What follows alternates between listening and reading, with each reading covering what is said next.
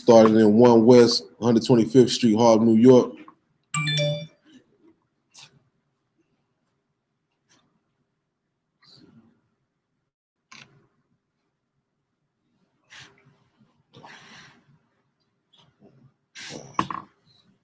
All right, so like always,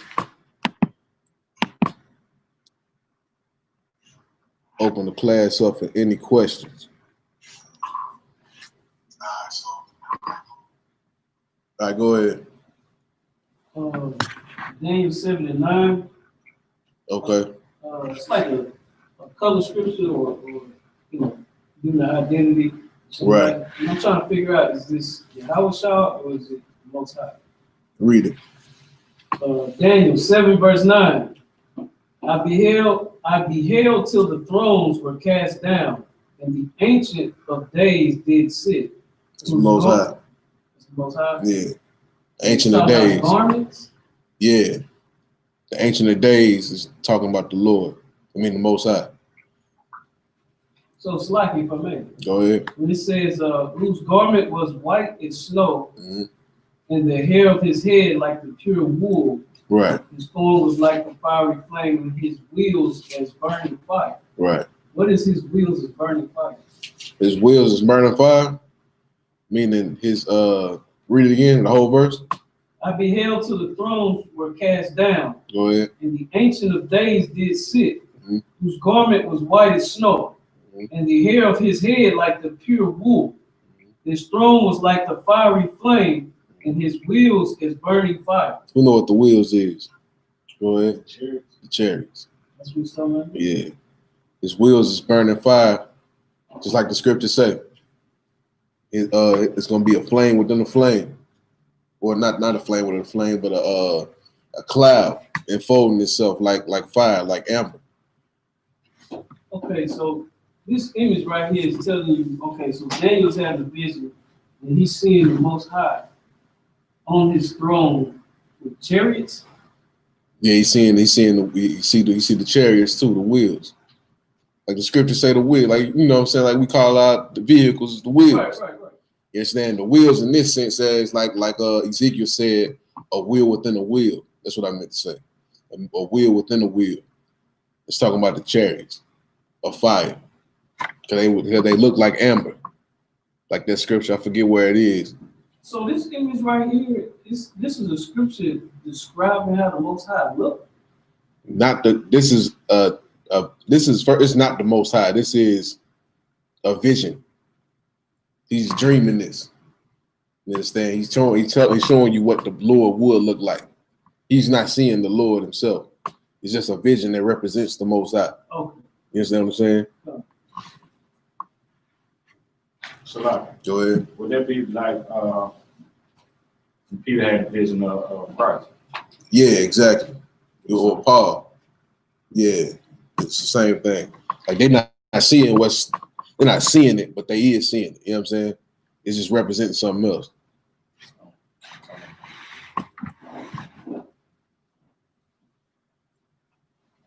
Any other questions? Yeah, I have one more. Come on with it.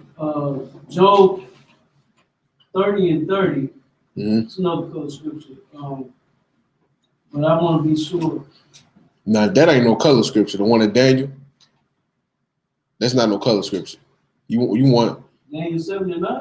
Yeah, you want it's a color scripture, but it don't talk about color. Right, it's really an identity, right? Yeah, like you talking about the hair of wool. That's what I want. Okay, yeah. Let me take back to saying color. Yeah. Okay. This right here, Job 30 and 30. Go ahead. My skin is black upon me, and my bones are burned with heat. He's saying, like, I know people will try to say, like, he's saying my skin is black upon me and my bones are burned with heat. How do you, he's talking about literally the color of the skin, right? Right. Okay, how do you, if somebody's trying to say that how do you know that? And it's not because he's been burned or something. You know, like, how do you break this down? How do you battle them? If they saying that they saying that he's not black. Yeah. That's not like they said. They would say like this is not what. It's not saying that the skin is black. It's saying like it's almost like similar to I'm paraphrasing, but it's another verse who talks about they are black like the. You talking about what Jeremiah said for the hurt for my people? I'm hurt. I am black. Like Like that. Yeah. So you saying people would try to say that was not necessarily the color; it was how you felt. Yeah, it was a condition. Yeah. And you saying, how do you prove that this is talking about not a condition, but how he looked? Right. So this is what you would do. Like if you was at camp or something, this is what you would do. So you read the scripture? Mm-hmm. I'll read it again? Yeah, read the scripture. Okay. My skin is black upon me, and my bones are burned with heat. So now they saying, I'm gonna be the devil's advocate. Mm-hmm. So now they saying, well, that's talking about condition. That's not talking about his skin. What would you do?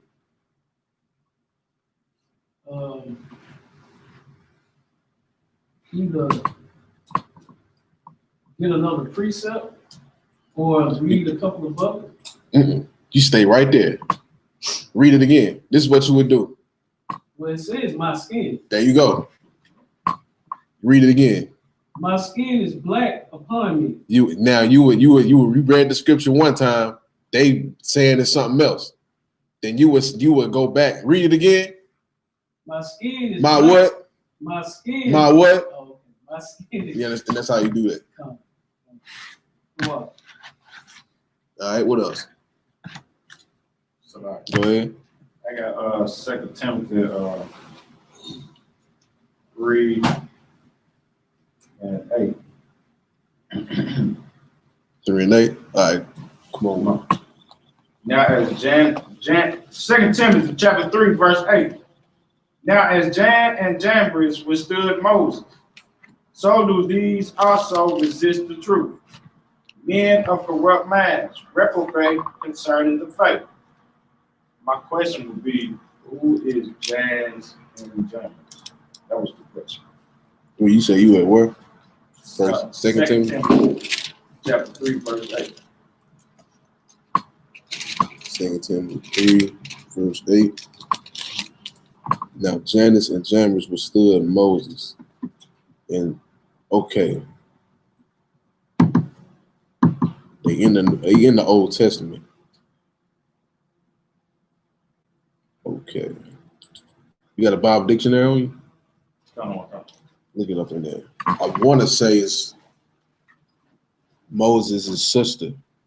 What was her name?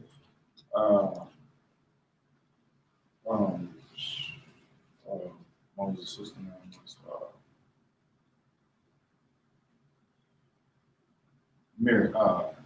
Miriam, right? Miriam.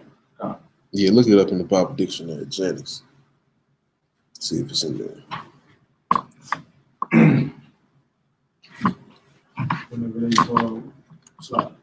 Whenever they was complaining about the manna, eating manna. Okay, it is. Okay.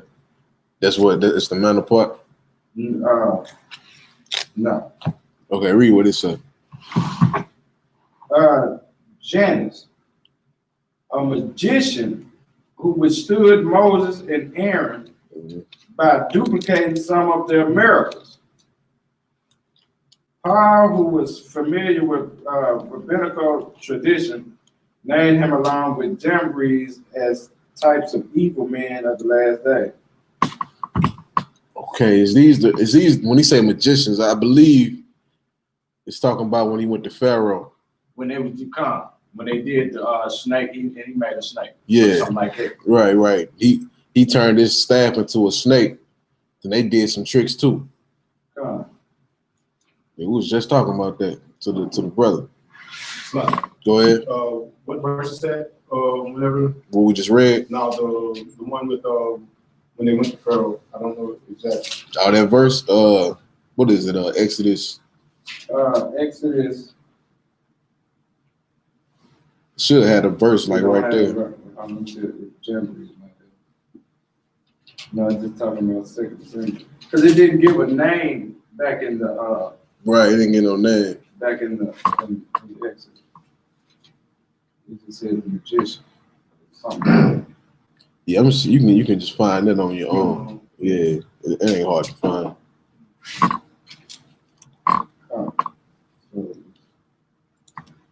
That was the only question I had. All right. Anybody else? No questions? All right. No questions online. Let me check YouTube.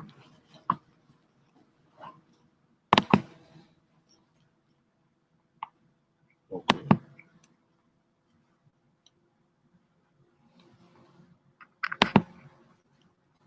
Hold it.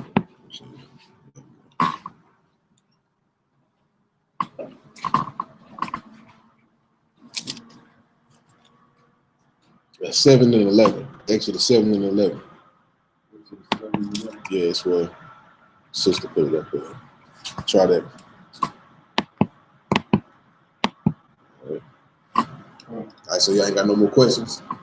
All right, so I'm going to get into the topic.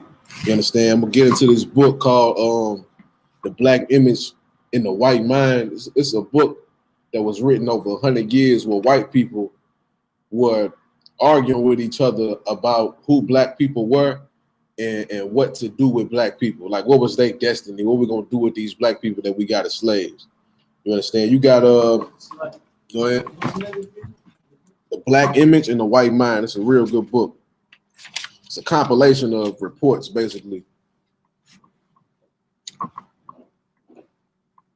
You understand? So you had the abolitionists, and then you had the colonialists. Abolitionists was like the nice people that was, it was nice to black people, quote unquote. The colonialists, they was like your racist people that was for slavery, which really both of these people are against black people. You understand? Like, it's kind of like how you got people who are pro animals. You understand? They love animals, and then they stand up for animals. They'll put you in jail for animals or whatever. And then you got people like Michael Vick who don't give a damn about animals. He'll fight a dog quick. So like the abolitionists would be like the people who love the animals, and Michael Vick would be like the colonialists, right? So now, about these animals, how can you prove that neither one of them are really for black people? Because remember, we weren't considered men during that time. We were considered 3/5 of a man. So now, using the analogy that I just gave, how can you put them together to where you can understand that even though these abolitionists act like they for black people, they really not? Using the analogy with the animals I just gave you.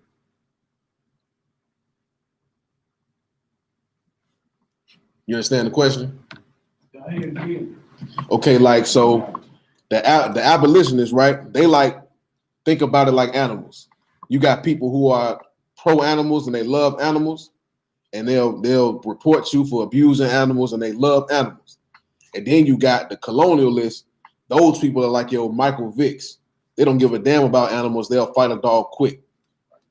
How can you prove that neither one of them are for black people, even though one of them acts nice and the other one acts mean? How can you prove neither one are for black people? Go ahead. They still think of you as an animal. Both of them. Thank you. They still think you as an animal, and then it's something else. You're right, but it's something else. You don't know? And really, it's like, Go ahead. They really don't do anything to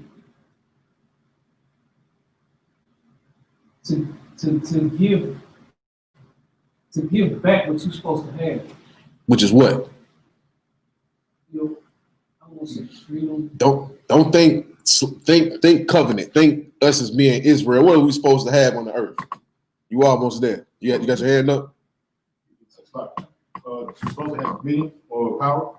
Power. We're still second-class citizens. Come on, you there?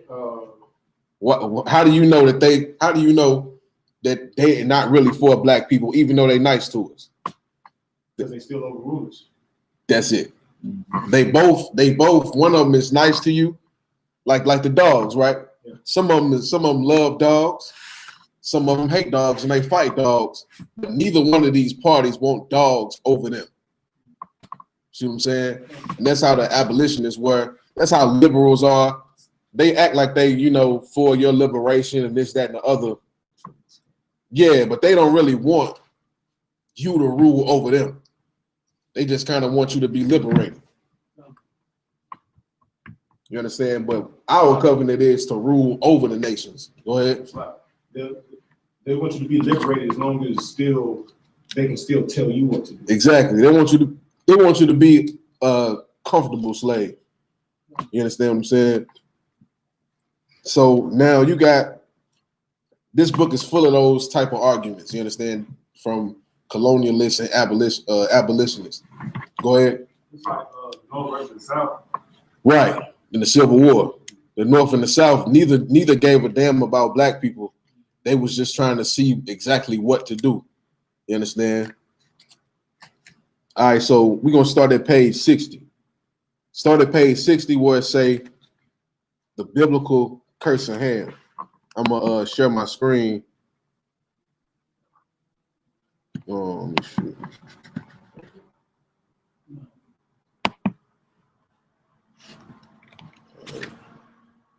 Thank God.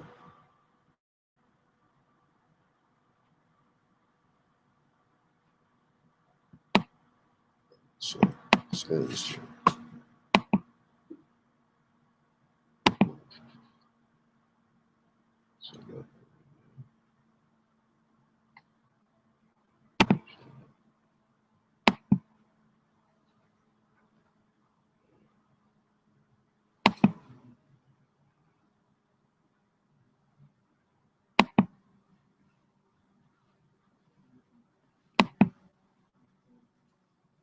should be seeing this right now.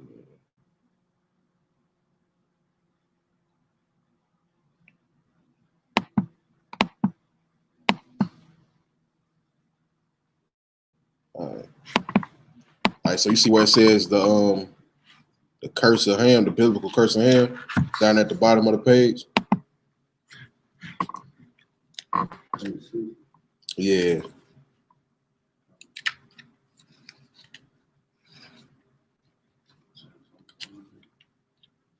Page. It's the numbers of the actual pages. Okay, that's what I was.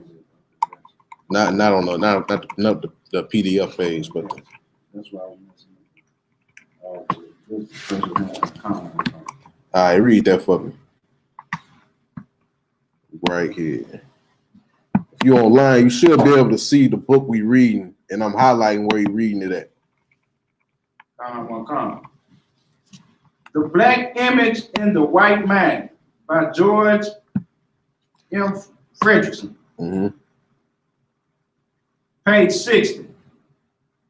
The biblical curse of Ham could serve almost as well. Mm-hmm. And in the hands of writers like Matthews Estes and Hosea Priest, mm-hmm. it became a judgment of God. Read on. Which placed the black man virtually beyond the pale of humanity. So now they coming from a standpoint of we Hamites, and they saying if these people are Hamitic, then they deserve to be slaves. They're destined to be our slaves here in America. That's if we Hamites. You understand? Jump to page, what I say, 61? 61, where it says William L. Lancey. All right. Read that. This latter view, which stated,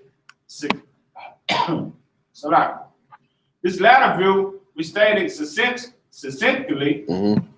by the Alabama fire eater mm-hmm. William L. Yancey mm-hmm. before a northern audience in 1860. Go ahead.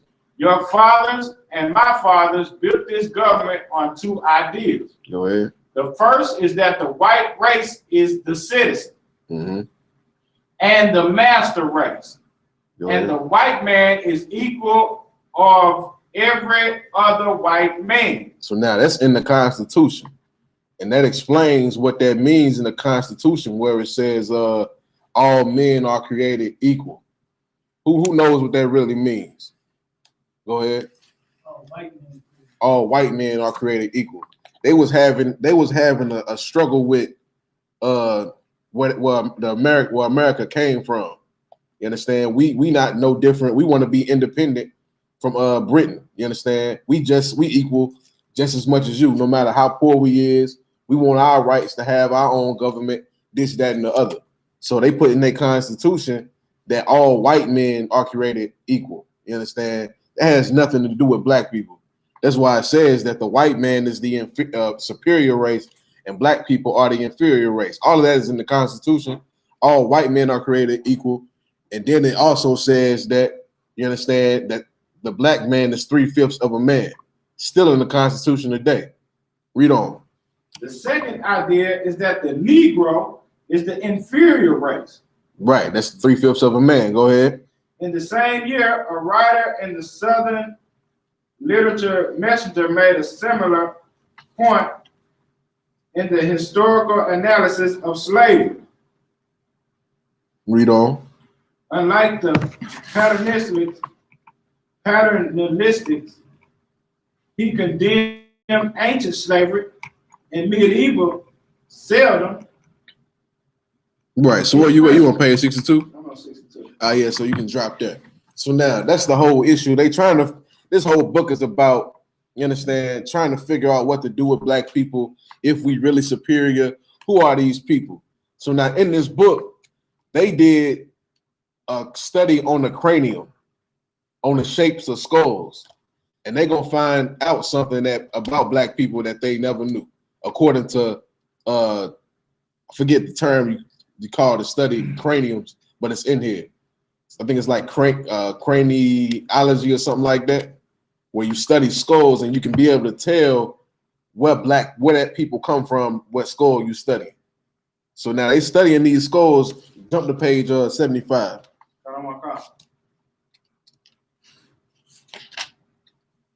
75, where it says the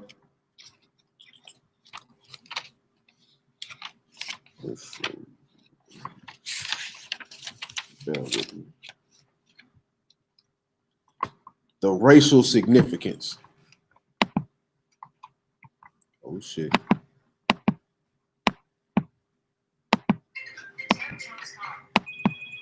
Damn, your phone got about 6 ringtones.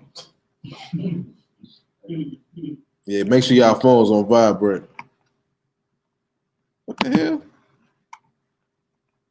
Racial significance. Yeah, I'm trying to get this. What is this? All right. Okay. All right. You calm. Good night. Let me get this computer figured out. It's jumping all over the place. Yeah, why is, like, check this out.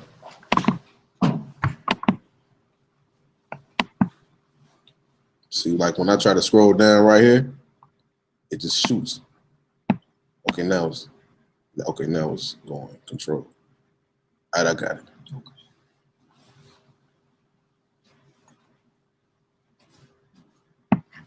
Bam. All right.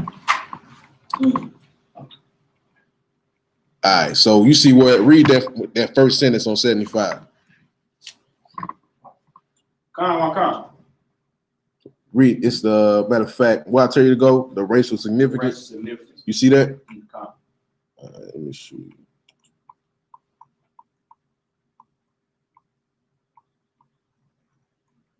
Go ahead. The racial significance of Egyptian tomb inscriptions. So now they studying Egypt now. These is white men who studying the skulls of Egyptians, and they studying the tombs of Egypt to see who we are. Read on. In Crania Egyptophica. That's the study of craniums, the study of skulls. Read on. Published in 1844. Go ahead. Morton pointed out that both cranial and archaeological evidence showed that the Egyptians were not Negroes. Well, what? were not Negroes. Go ahead. What year did he- In 1844. In Crania, Agi, it's spelled AEGYPTIACA.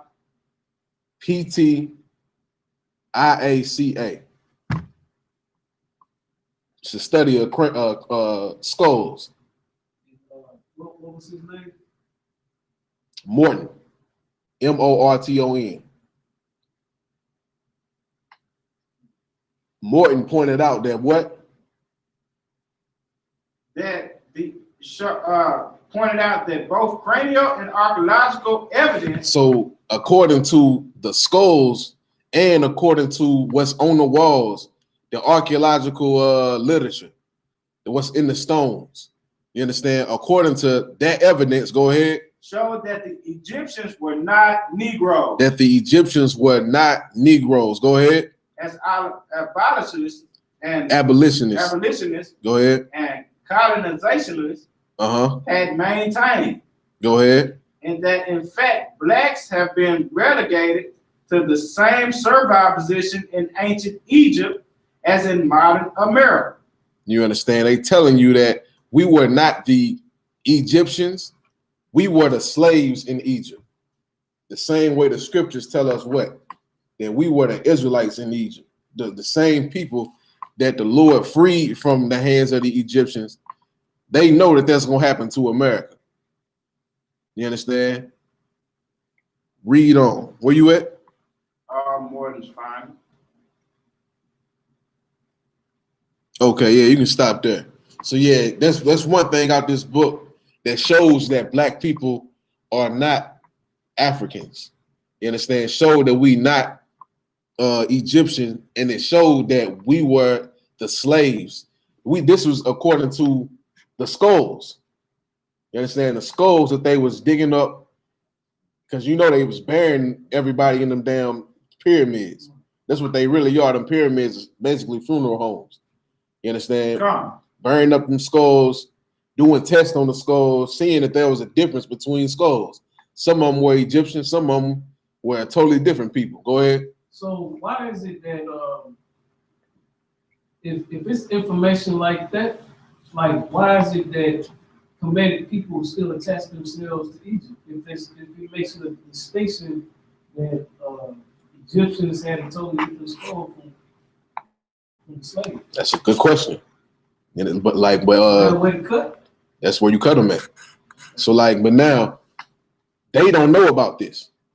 The only reason black people think that they is Egyptian is because the white man is because of the white man.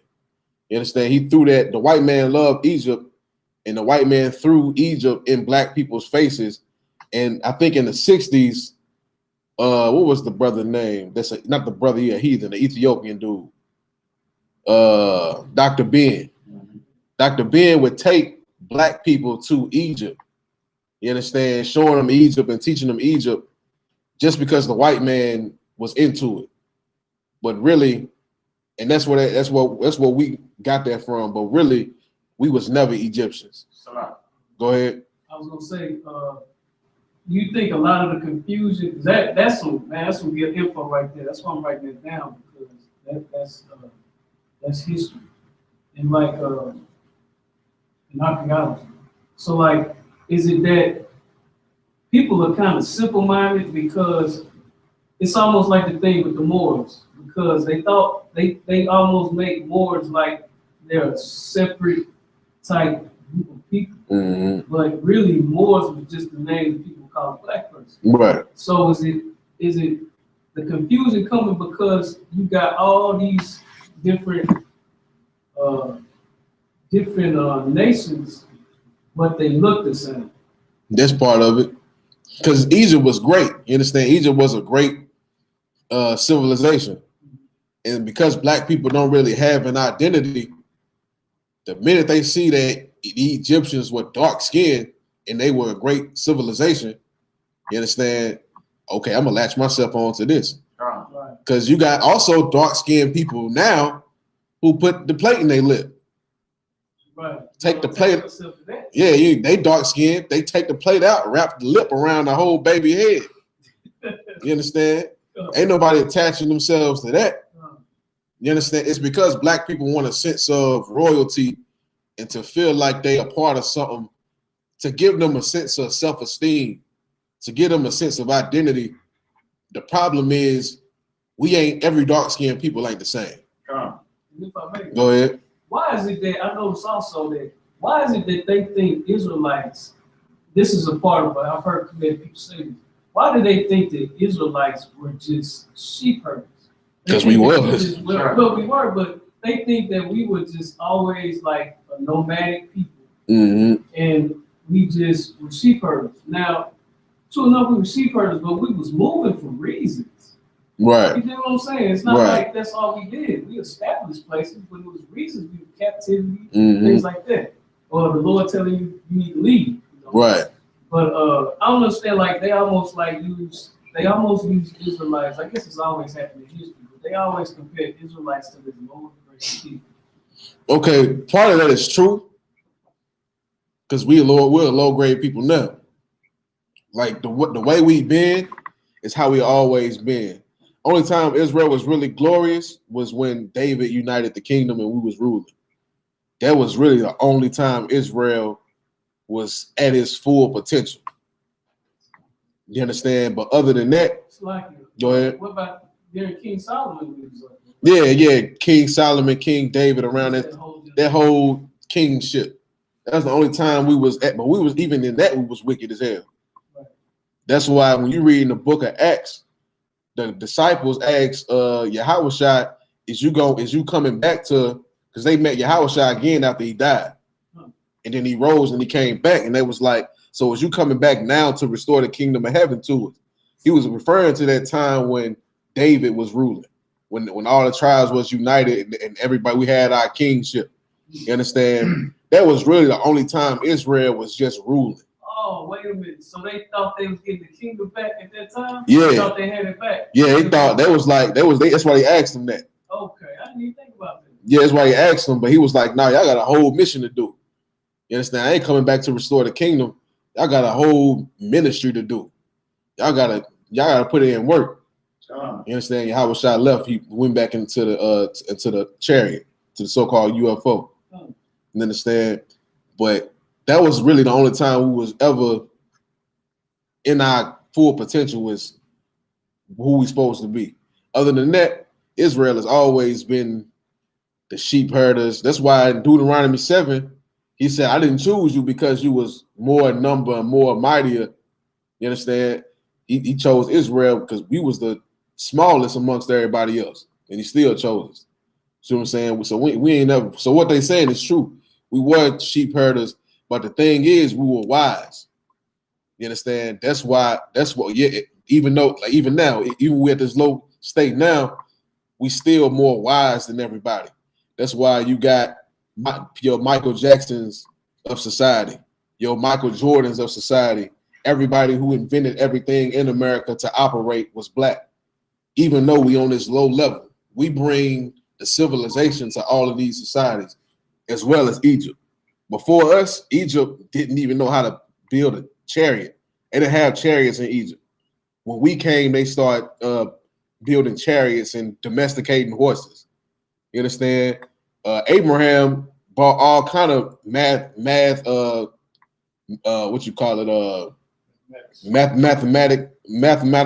intelligence to their society. You understand? Before Abraham, they didn't do none of that, the Egyptians. And you can read the Josephus and find it out. Josephus say that about Abraham. Yeah. Yeah, you're right. Because I'm sitting here thinking about Joseph. He saved me. He saved Egypt. You understand? Told them what to do because you finna have a famine. That's because they didn't really understand how to do that. We brought all the intelligence to them, the civilization to them, but we was still a base people who was low, meaning poor and humble. You understand? We ain't bother nobody. We just wanted to try to worship our God and try to do what we want. You know what I mean? Try to stay to ourselves, stay separate. But in today in the world, the law of life is shit. You understand? The survival of the fittest. You understand? You get taken advantage of if you weak. You understand? Go ahead. Most of the people who talk about Egyptology, they, like you said, they want to be in the famous ranks. They want to be attached to something that's famous, something that's but they don't never want to be like this is my question always to Egyptology people is Egyptology. And but I always ask them, why y'all don't claim Put? Exactly. Why y'all don't claim what's the other brother? Canaan. Exactly. You know what I'm saying? Why they don't claim them? They want to claim the ones who were on top at the time. Exactly. Egypt. Egypt. You got Egyptians. You got the Ethiopians was ruling. You got all of these. Like Africa's full of countries and ethnicities and tribes, but it's always Egypt. You understand? But that was not the only place that was, flourishing. The reason that we black people are so into Egypt is because of the white man. He gave that to us. Like, go ahead. He's amazed by Egypt. Yeah. Because he takes their traditions, their symbols, he uses it over here. Exactly. This whole country is built off of the Freemasons wanting to be like the ancient Egyptians. You know what I'm saying? Go ahead. To be able to keep us in bondage the same way as they did in Egypt. Exactly. That too. You understand? So now I got another book, Babylon and Timbuktu. If you're familiar with the ISUPK, I'm sure you're familiar with this book. But let me get you to read that, Trooper, where it says in the year 65 BC. Kind.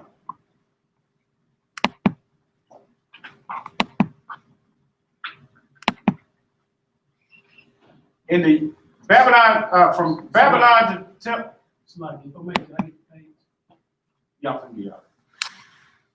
from Babylon to Timbuktu by Rudolph R. Windsor, page 84. In the year 65 BC, the Roman armies under General Pompey captured Jerusalem. In 70 AD, General Vespasian and his son Titus put an end to the Jewish state. So that somebody else give me when Yahushua fled, when the angel came to Joseph and told Yahushua and told Joseph to flee to Egypt. Familiar with that? Not, I'll find it for y'all.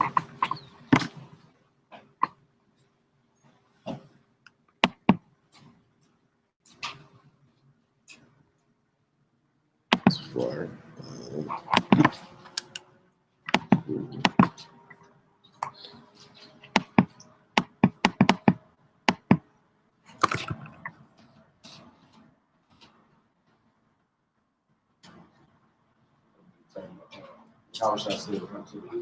Yeah, I need that one too. Luke 21. Go ahead. Matthew 1:13. That sound right. Read it, make sure. Matthew 1. No, I don't think that's it. No. Matthew, sir, you said when angel came to Joseph and told him to go to Egypt. Yeah. Yeah, you mind if I read it? It's Matthew 1:13? Yeah, okay, read it. And when they were departed, behold, the angel of the Lord appeared to Joseph in a dream, saying, arise, and take the young child and his mother, and flee into Egypt. Yeah, that's it. Read it again. Matthew 1, verse 13. And when they were departed, behold, the angel of the Lord appeared to Joseph in a dream, saying, arise, and take the young.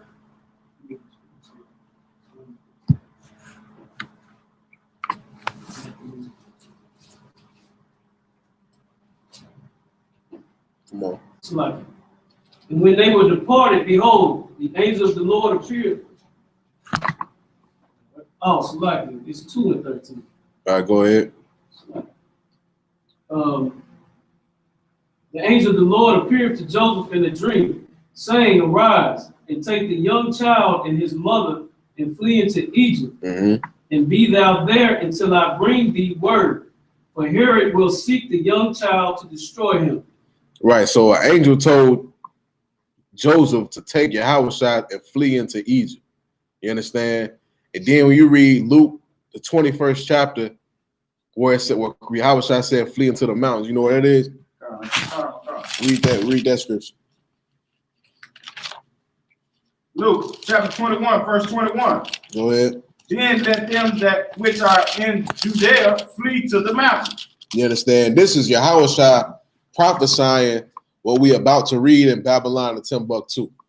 Those mountains are Egypt, because that's the closest place to Jerusalem that they could flee to without getting killed or enslaved. And also they could blend in with the Egyptians, because both Israelites and African people are both dark-skinned people. You understand? Read on.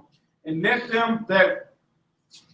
them which are in the midst of it depart out, and let not them that are in the countries enter therein.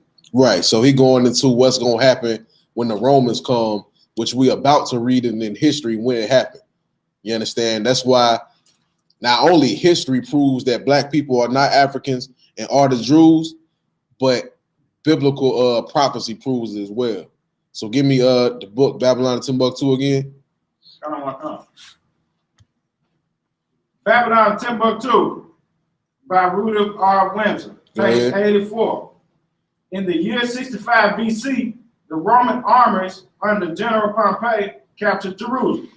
Go ahead. In 70 AD, General Vespasian and his son Titus put an end to the Jewish state with great slaughter. So they put an end to Jerusalem. They put an end to being a Jew.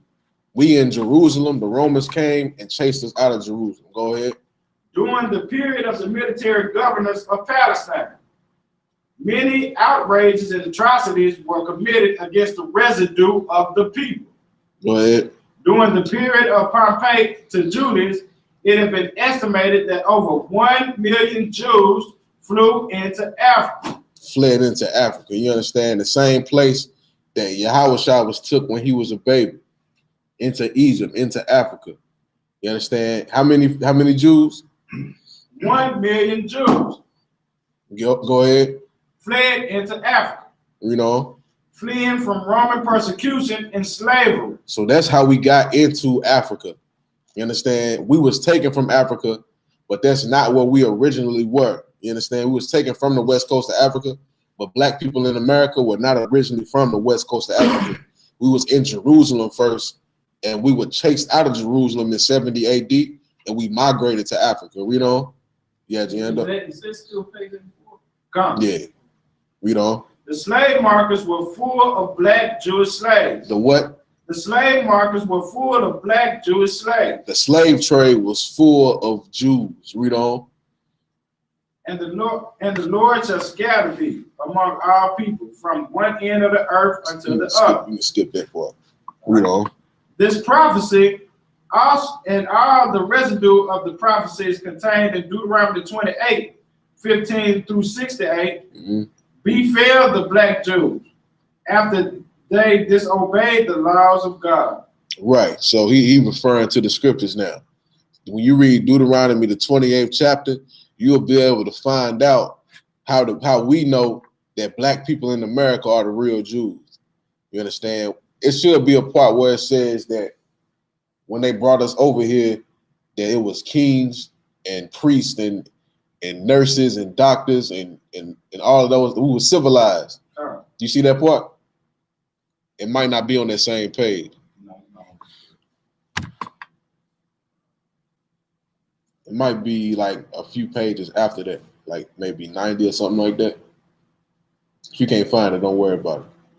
But in that same book, it tells you that when they put us on them slave ships, we wasn't just, naked like they show on movies. We wasn't just naked and, you know what I'm saying, dumb looking and all of that.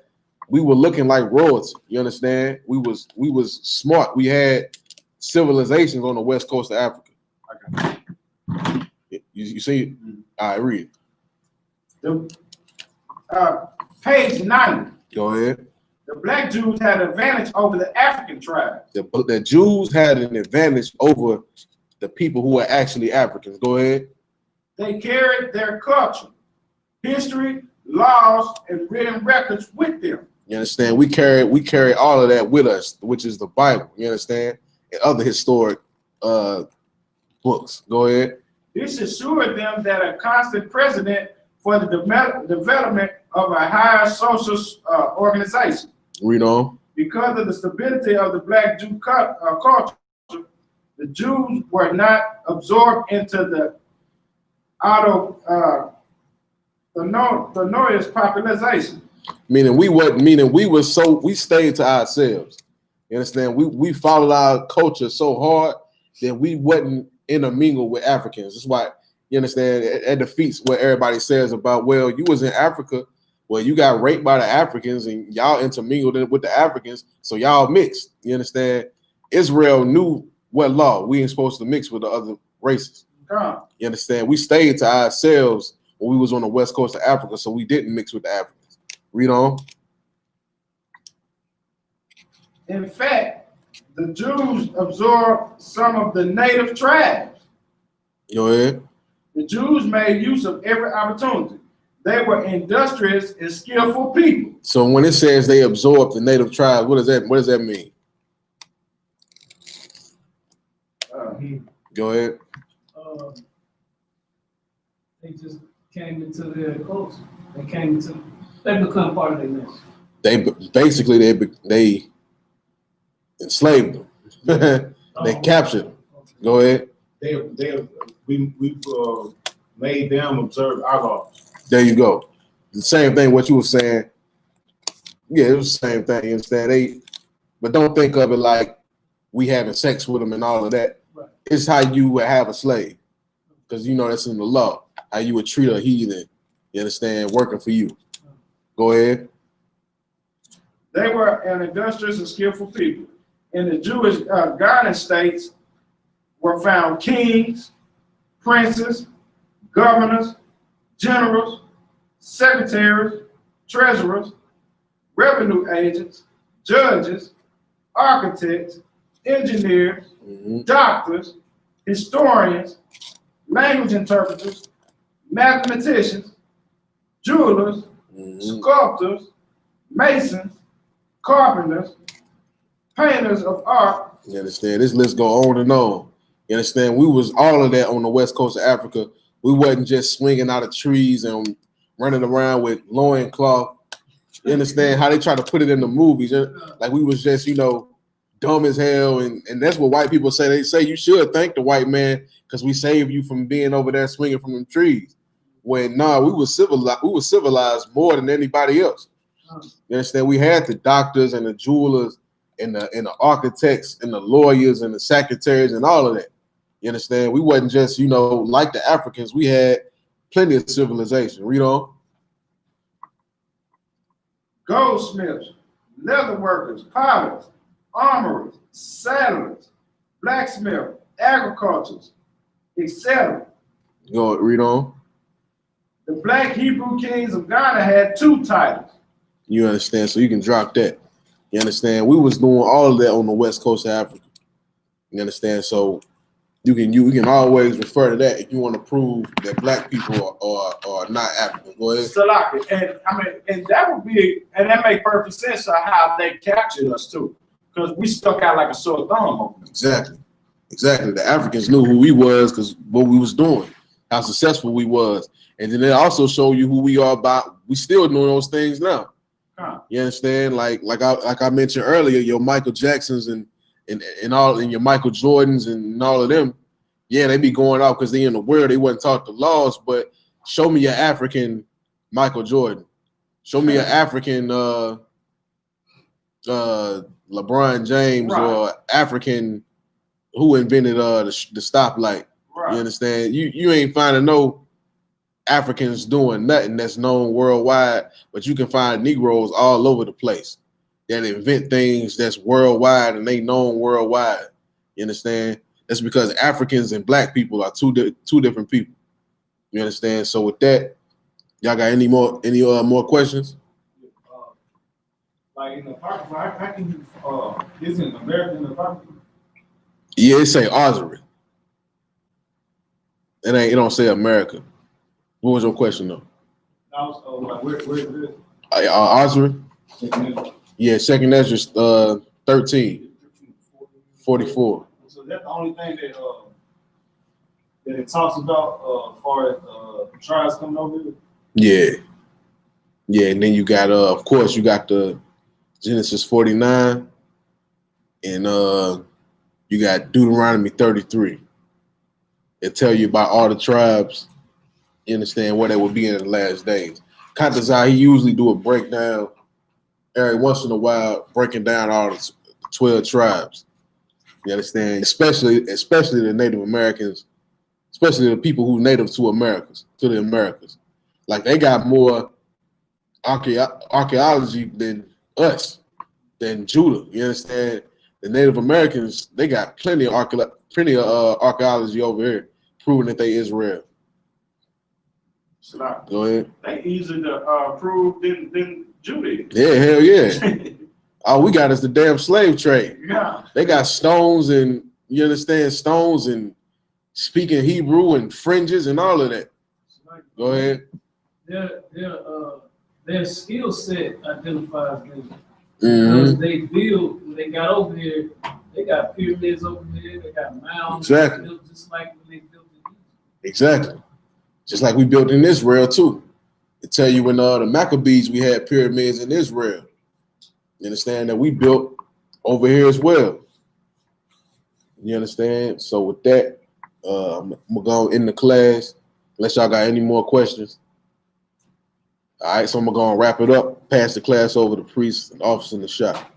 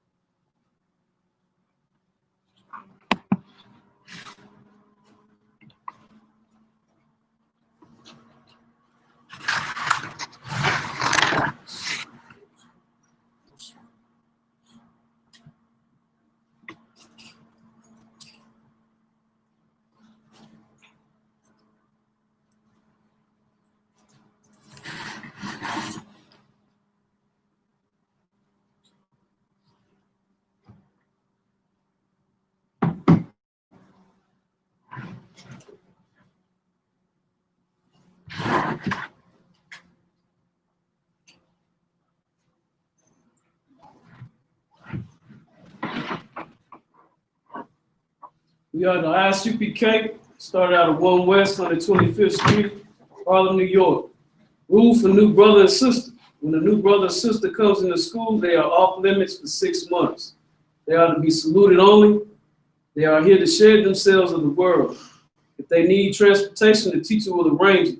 After 6 months, if a brother or sister has an interest in a particular person, he or she must get permission from the head to speak to the brother or sister. This is another 6 months in which the brother and sister will court each other. After this 6-month period, the brother and sister will get permission from head to marry. Tithes, which is a commandment, Numbers 18 and 21, Malachi 3, 8 to 10, means 10th in the Hebrew, ma'ashra. 10% of every penny of any increase the Lord gives you. Give to the Treasury Department or teacher. Priest fund, free will offering for priests, not mandatory. Whatsoever amount you would like, upcoming holy convocations, Passover, I think. Yeah. I think that's coming up. Let's see. If anyone wants to be a trooper in the school, start wearing all black, boots, shirt, pants, headscarf. All right. That, you can get over. Majid Shabbat, Barak. Yajimata. Yajimata, Classy Smith. It's a wild class, y'all.